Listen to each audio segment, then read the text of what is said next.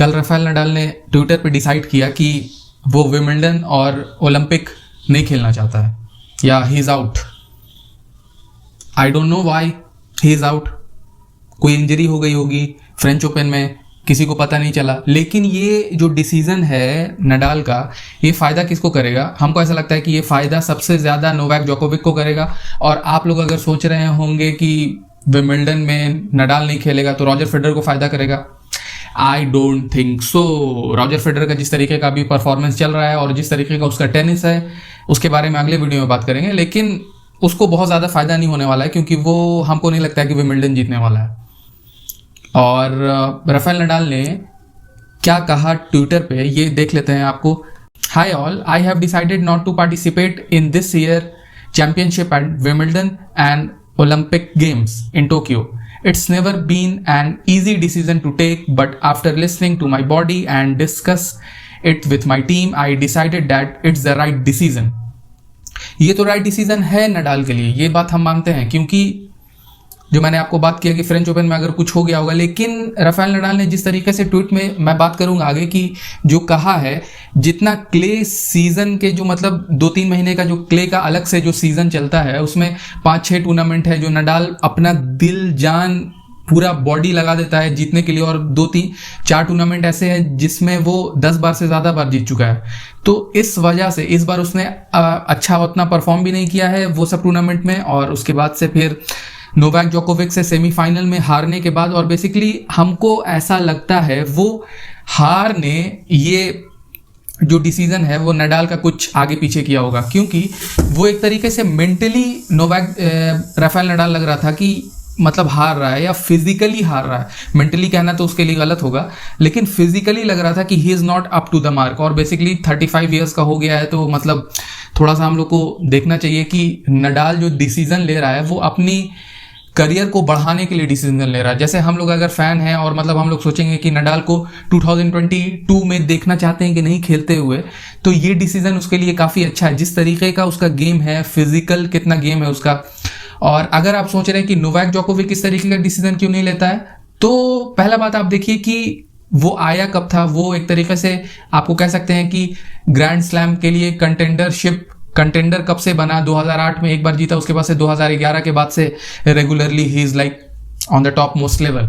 और नडाल कब से है? 2005 से है। तो ये मतलब ज्यादा गेम नडाल ने खेला है। भले एक साल वो मतलब नोवाक जोकोविक से बड़ा है, लेकिन नोवाक जोकोविक जो है उसका गेम आप फिजिकली आप देखिएगा तो काफी ज्यादा आपको कह सकते हैं कि माइलेज उसके बॉडी पर बहुत कम लगा है। मतलब उसका माइलेज काफी ज्यादा इफिशिएंट गेम है उसका, तो इस वजह से भी वो बहुत कम एग्जॉस्ट होता होगा। देखिए जैसे सबके पास सब कुछ नहीं होता है ना, तो मेंटली आप देखिए नोवाक जोकोविक कितना ज्यादा एग्जॉस्ट हो जाता है। और हमको ऐसा लगता है कि विंबलडन अगर नहीं जीता तो मे भी ओलंपिक के लिए जाए।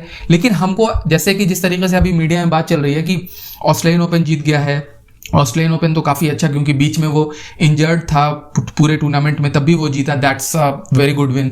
अभी फ्रेंच ओपन जीता है नडाल को हराने के बाद, जिस समय नडाल अपने टॉप मोस्ट पर बेस्ट पर था तब भी उससे हराया, तो मतलब बहुत जबरदस्त ये और मतलब आपको कह सकते हैं कि अचीवमेंट है। अभी विंबलडन में मेरे लिहाज से वो फेवरेट है। और रॉजर फेडरर के जितने फैन हैं मतलब बोलिएगा, आप लोग अभी मत बोलिएगा कि आप मतलब रॉजर फेडरर फेवरेट है, नहीं फेवरेट है, नोवाक जोकोविक फेवरेट है।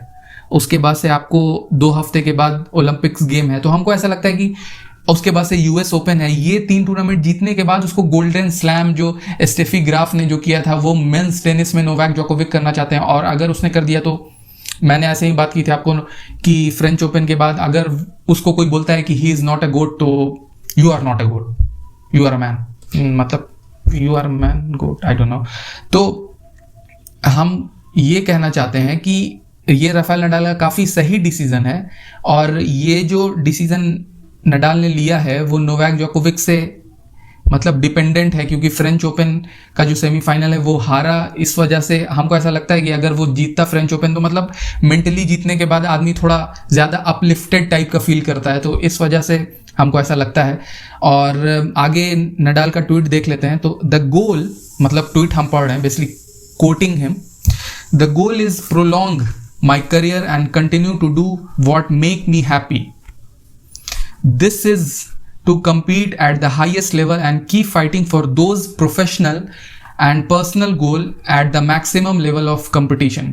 और अगर आप ये सब नडाल का एक तरीके से थ्रेड ट्विटर पे पढ़िएगा ना, तो एक और बात हम आपसे कहना चाहते हैं कि नडाल ओलंपिक गेम्स में भी काफ़ी अच्छा परफॉर्म करता है, लेकिन एक बार वो सिंगल में गोल्ड्स जीत चुका है, तो उसका एक तरीके से एक गोल था, वो गोल होगा जो सब एथलीट्स का रहता है कि ओलंपिक में गोल्ड, और उसने सिंगल्स में वो जीत चुका है। तो उसके बाद से अभी अपने बॉडी को वो उस राह पर फिर से नहीं चलाना चाहता है, क्योंकि पहले ही से वो एग्जॉस्ट में ये कर रहा है। नोवाक जोकोविक ने कभी नहीं खेला, जीता है बेसिकली, खेला तो है, पिछले साल खेला था, तो पिछले साल नहीं, पिछले ओलंपिक में खेला था तो दिल पोत्रो से हारा था, और उसके बाद से मीडिया में रोते हुए, मतलब उसका वो वाला सीन जो काफ़ी ज़्यादा इमोशनल टाइप से था नोवाक जोकोविक का, क्योंकि मतलब वो अपनी कंट्री को रिप्रेजेंट करने में काफ़ी ज़्यादा इंजॉय करता है, और मतलब ही इज़ लाइक अपने कंट्री को, सब कोई को मतलब एक तरीके से इंजॉय, प्राउड फील करना चाहिए, और वो करता है। और वो सर्बिया के लिए गोल्ड जीतना चाहता था और अपने लिए भी गोल्ड जीतना चाहता था, लेकिन पिछले साल ड्रॉ थोड़ा अजीब टाइप का, मतलब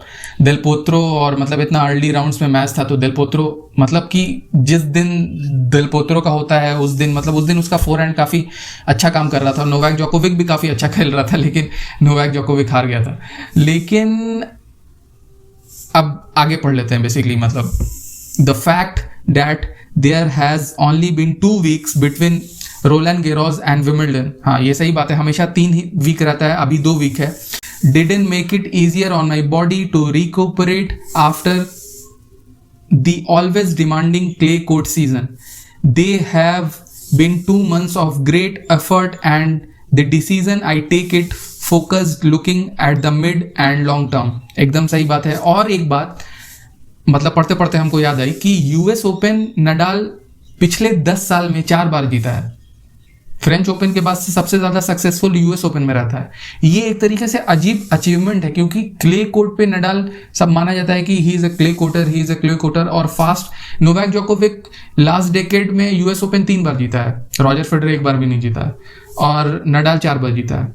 तो आप सोच सकते हैं कि दैट्स लाइक मतलब नडाल को काफी ज्यादा वो कोर्ट अच्छा लगता है, या मतलब काफी ज्यादा सूट करता है, काफी ज्यादा वो स्लो है, जो भी है, he is the most successful last decade player at US Open। तो वो एक तरीके से चैलेंज करने के लिए वो टाइटल को एकदम आपको कह सकते हैं तैयार होकर आएगा।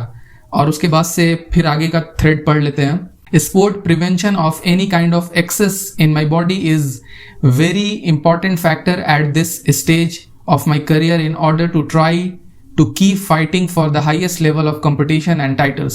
I want to send a special message to my fans around the world, to those in the United Kingdom and Japan in particular. The Olympic Games always meant a lot, and they were always a priority as a sports person. I found the spirit that every sports person in the world wants to live.